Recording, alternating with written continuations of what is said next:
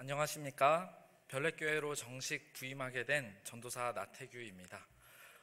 제가 요즘 학생들과 함께 여기 3층 맨 앞에서 예배를 드리고 있는데요. 가장 크게 느끼는 게 여기 앞에 있는 오케스트라, 그리고 여기 찬양대 분들의 아주 귀한 하나님께 영광 돌리는 찬양을 바로 앞에서 생생하게 들을 수 있어서 참 좋은 것 같습니다. 오늘 또한 하나님께 영광 돌려주신 우리 귀한 오케스트라의 특창에 감사드립니다. 제가 이미 4년 반 동안 이곳에서 사역을 했기 때문에 어떤 설교를 해야 할까 고민을 하다가 지난 4년 반 동안 제가 별내교회에서 했었던 사역들을 뒤돌아보게 되었습니다.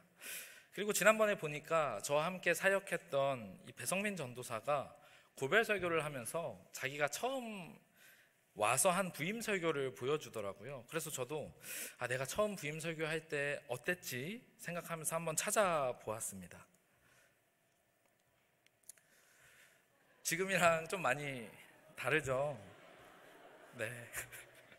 성도님들의 많은 넘치는 사랑 덕분에 제가 맛있는 것도 정말 많이 먹고 영적으로도 육적으로도 참 많이 성장한 것 같습니다. 저는 너무나 부족한 사람이었기 때문에 그동안 실수도 많았지만 너무나 좋은 성도님들 덕분에 참 많이 배울 수 있었던 것 같습니다. 그동안 많은 것들을 알려주시고 지도해 주셨던 것처럼 제가 앞으로도 좋은 목회자로 성장할 수 있도록 많은 지도와 가르침을 부탁드리겠습니다. 제가 중요하게 생각하는 저만의 목회 철학이 하나 있는데요. 예수님께서 베드로에게 하신 말씀입니다.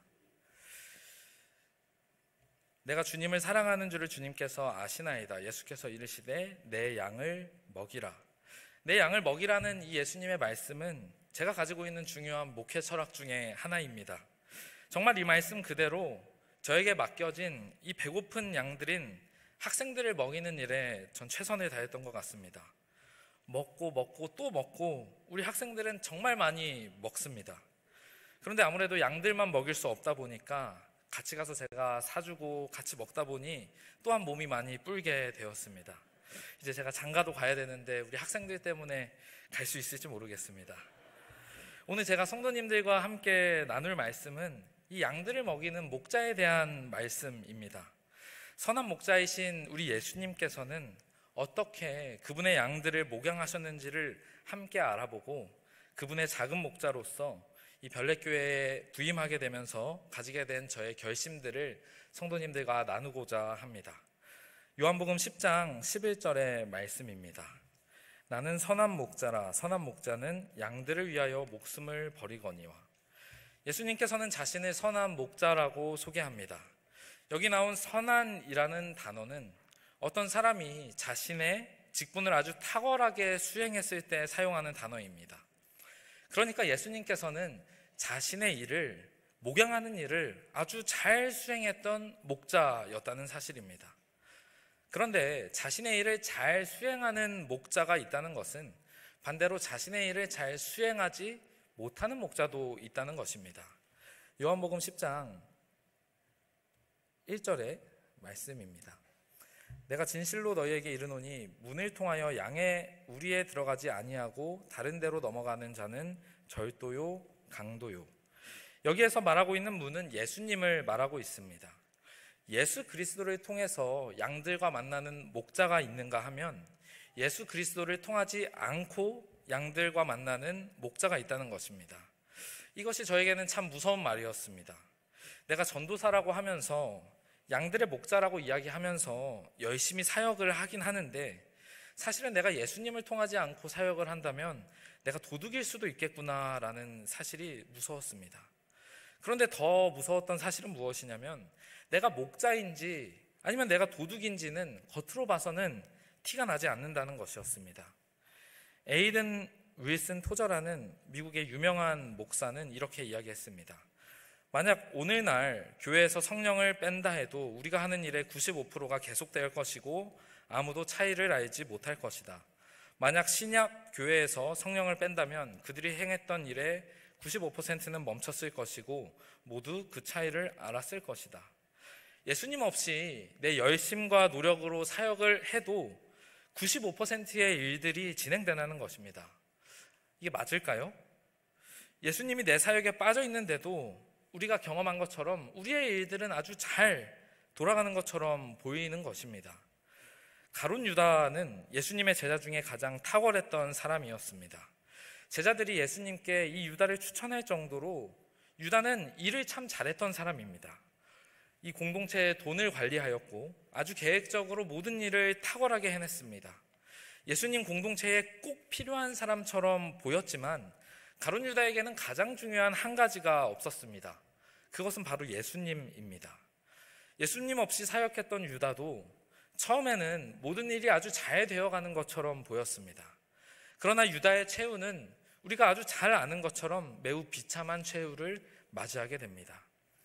저도 이런 실수를 참 많이 했던 것 같습니다. 저는 사전에 철저히 계획하고 준비해서 사역하는 것이 제 원칙입니다.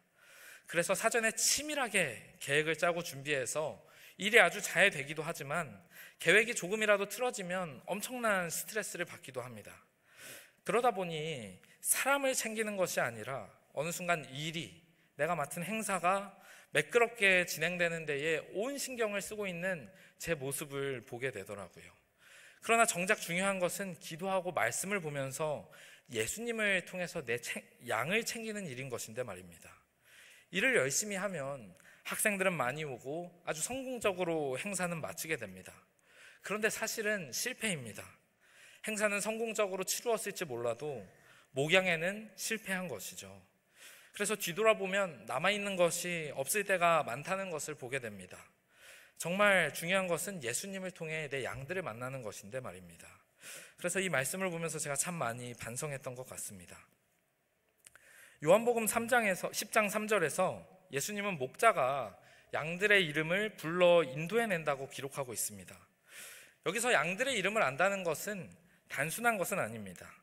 이때 당시 양들은 여러 무리의 양들과 뒤섞여 있었습니다.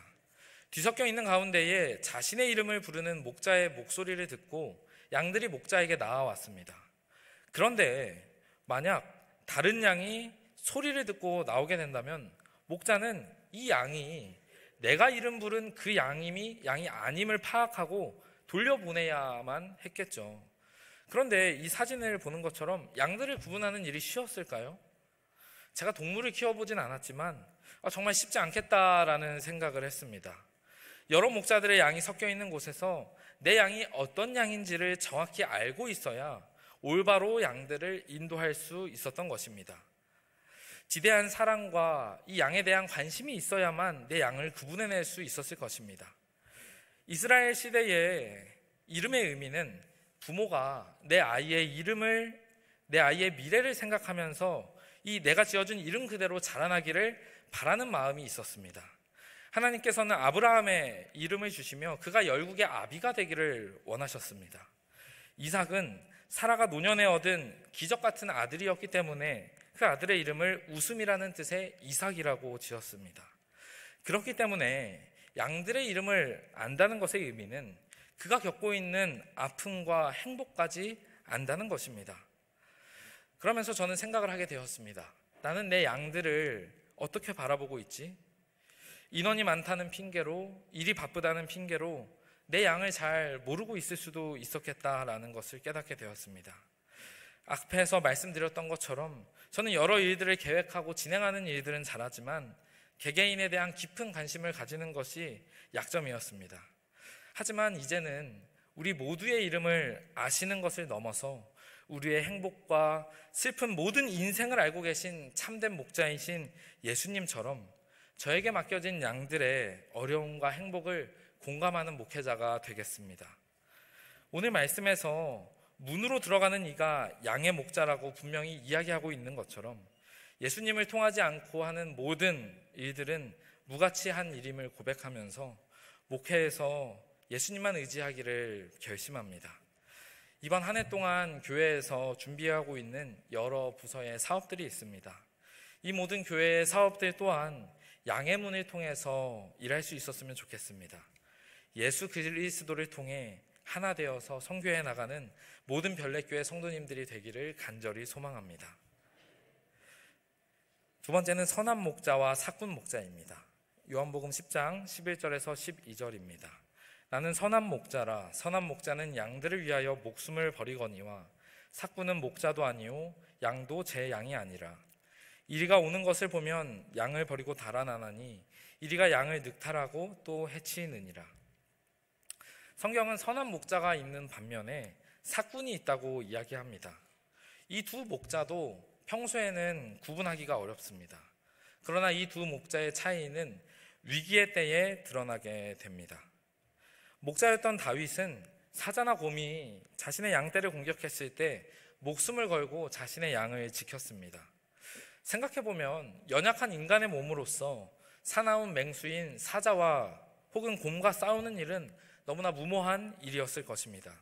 하지만 다윗은 목숨을 걸고 양들을 지켰습니다. 왜 다윗은 목숨을 걸면서까지 양들을 지켰을까요?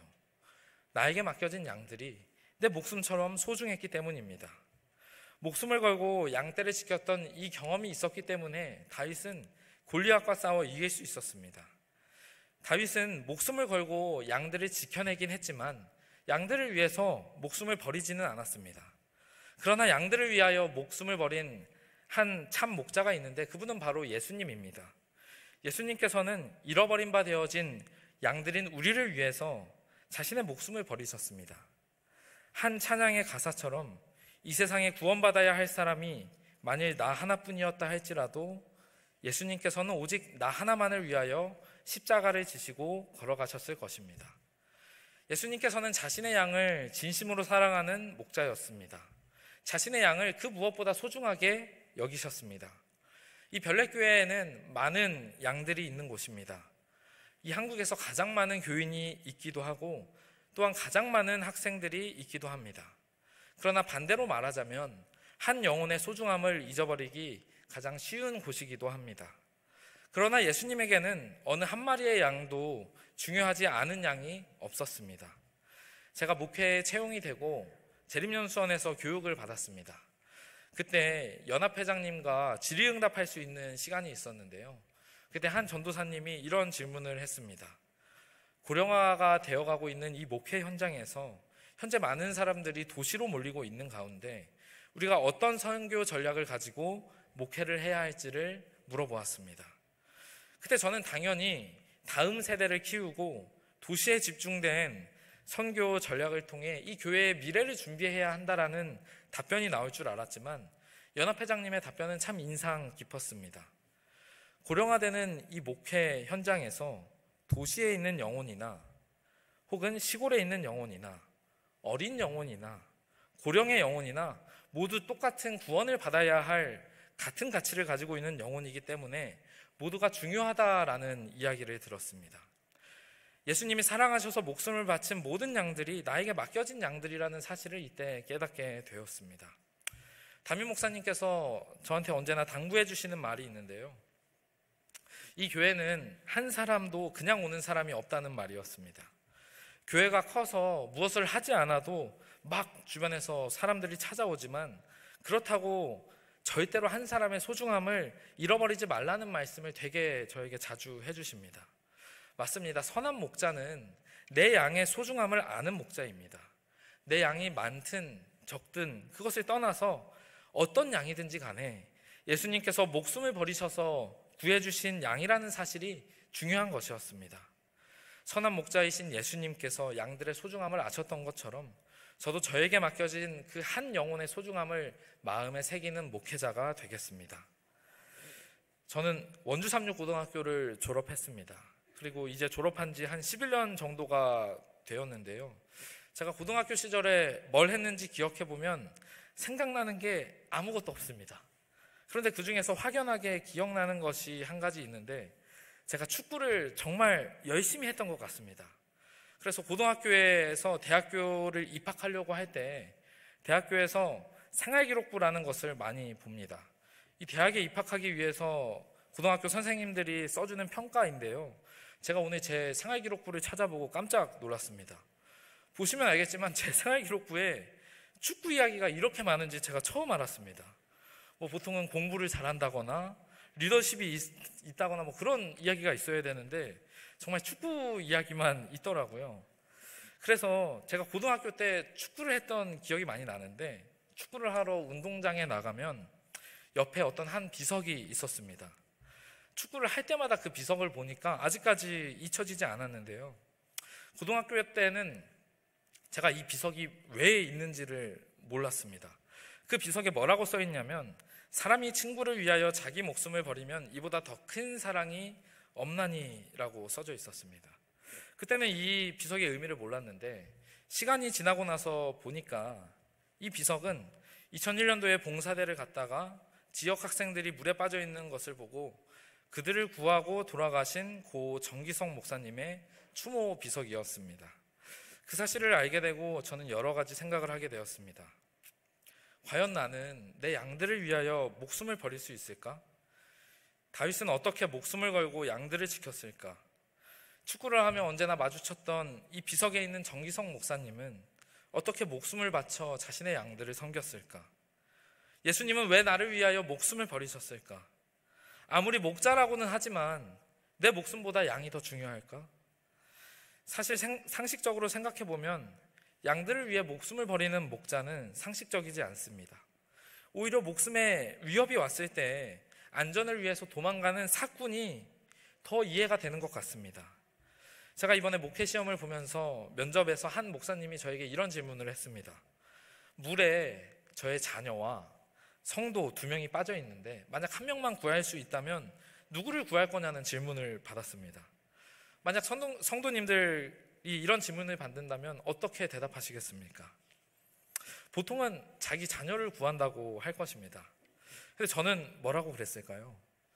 저는 이렇게 답했습니다.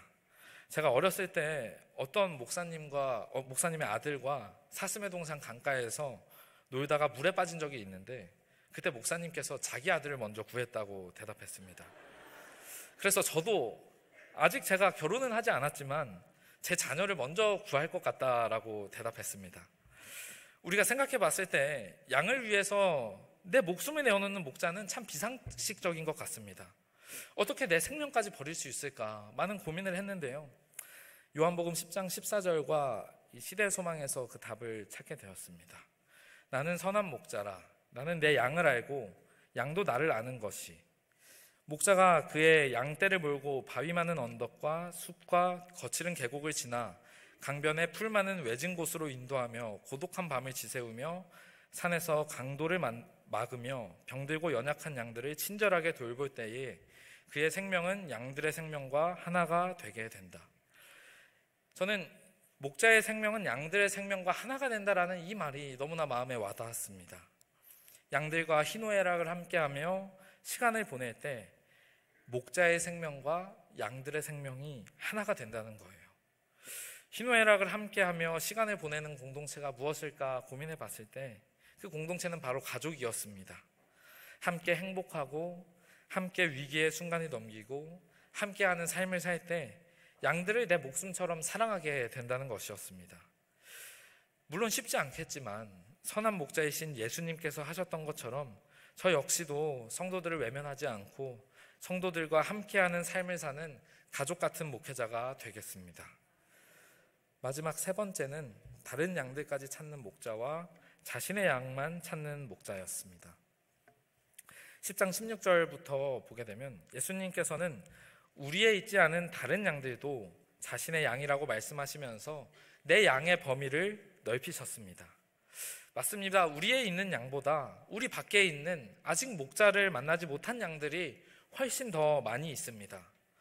혹은 잃어버린 양들도 우리 주변에 너무나 많이 있음을 우리가 알고 있습니다.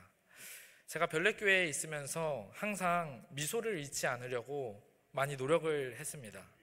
사실 성도님들의 사랑을 제가 너무 많이 받았기 때문에 정말 행복한 교회 생활을 했습니다. 그런데 제 마음 한편에는 너무나 큰 불안과 두려움이 있었습니다. 그 불안과 두려움의 정체는 제가 잃어버린 양들에 대한 부담감이었습니다. 나의 부족함으로 인해서 잃어버린 양들을 생각할 때마다 티를 내지는 않았지만 마음속에 너무나 큰 두려움이 있었습니다. 만약 나보다 더 좋은 목회자가 이 자리에 있었다면 교회를 떠나는 저 학생을 잡을 수 있지는 않았을까? 혹은 교회를 떠나는 저 학생이 만날 수 있는 마지막 목회자가 나이지 않을까? 내가 만약 마지막이라면 어떻게 하지? 예수님께서 목숨을 바쳐 살리신 저 양을 내가 잃어버리면 어떻게 하지라는 부담감이 정말 많이 있었습니다. 지금 이 순간에도 제가 잃어버린 많은 양들의 얼굴이 생각이 납니다. 잃은 양을 찾기 위해서는 자신의 피곤이나 추위, 배고픔을 아랑곳하지 않고 오직 잃어버린 양을 찾기 위한 한 가지 목적을 가지고 찾아 나서야만 합니다. 저도 잃은 양이었습니다. 그러나 제가 목회자로서 이 자리에 설 수 있는 이유는 목자 없이 방황을 했던 제 인생에 누군가 저를 예수님의 곁으로 찾아주었기 때문입니다. 그리고 이제는 제가 먼저 받은 그 은혜를 다른 사람에게 갚아나가고 싶습니다. 제가 잃은 양들에 대한 무거운 부담감 속에서도 계속해서 웃으며 사역을 해나갈 수 있는 이유는 하나님께서 주신 이 말씀 덕분입니다. 시대의 소망 483페이지입니다. 예수님께서는 당신께서 위하여 죽으신 사람은 단 하나도 결단코 버리지 않으실 것이다. 우리가 우리 밖에 있는 양들을 찾을 수 있는 이유는 실패하지 않는 참된 조력자이신, 참된 목자이신 예수님이 우리를 인도하고 계시기 때문입니다. 예수님의 이 약속을 믿고 울타리 밖에 있는 아직 참된 목자를 만나지 못한 양들을 찾아 나서는 목회자가 되겠습니다. 오늘 말씀을 정리하도록 하겠습니다. 첫 번째로 선한 목자와 악한 목자가 있었습니다.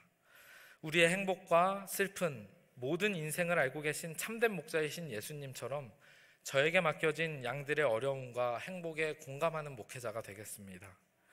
예수님을 통하지 않고 하는 모든 일들이 무가치한 일임을 고백하며 목회의 길에서 오직 예수님만 의지하기를 결심합니다. 두 번째는 선한 목자와 사꾼 목자였습니다. 예수님께서 양들을 위해 목숨을 바치셨던 것처럼 한 영혼의 소중함을 마음에 새기고 성도들을 외면하지 않고 성도들과 함께하는 삶을 사는 가족 같은 목회자가 되겠습니다. 세 번째는 다른 양들까지 찾는 목자와 자신의 양만 찾는 목자였습니다. 예수님께서는 당신께서 위하여 죽으신 사람은 단 하나도 결단코 버리지 않으실 것이다 라고 하신 이 예수님의 약속의 말씀을 믿고 아직 우리 안에 들어오지 않은 참된 목자를 만나지 못한 양들을 찾아 나서는 목회자가 되겠습니다. 오늘 말씀을 마무리하면서요, 좋은 목회자가 되기 위한 자질이 무엇이 있을까 고민해 보았습니다. 설교를 잘하는 것, 관계를 잘 맺는 것, 다재다능한 것, 계획을 잘 세우는 것, 운전을 잘하는 것, 겸손한 것, 여러 가지 것들이 있겠지만 예수님께서 베드로에게 하신 말씀이 제 마음에 와닿았습니다. 예수님께서는 베드로에게 목자가 되는 유일한 조건을 이렇게 말씀하셨습니다. 내가 나를 사랑하느냐입니다. 아무리 설교를 잘하고 아무리 관계가 좋고 아무리 재능이 있어도 그리스도를 사랑하는 마음이 없다면 그 누구도 주님의 양을 치는 신실한 목자가 될 수는 없을 것입니다. 제 마지막 결심은 이것입니다. 주님을 정말 사랑하는 목회자가 되겠습니다. 제가 정말 사랑하는 선한 목자이신 예수님을 따라가는 작은 목자로서 저는 아직 부족하지만 끊임없이 노력하며 기도하며 저에게 맡겨진 이 별내교회를 섬기겠습니다. 사랑하는 별내교회 성도님들, 오늘 제가 나눈 말씀은 단순히 목회자에게만 해당하는 말씀은 아닙니다. 우리 모두가 선한 목자이신 예수님의 마음을 본받아 다른 영혼들을 돌보는 목자의 마음을 가지게 되기를 간절히 소망합니다. 서로를 향한 진심 어린 기도와 사랑으로 우리가 서로를 사랑하고 서로를 돌보며 우리 밖에 있는 양들을 찾아 나서고 무엇보다 예수님을 진심으로 사랑하는 별내교회 모든 성도님들이 되시기를 바라며 말씀을 줄이도록 하겠습니다.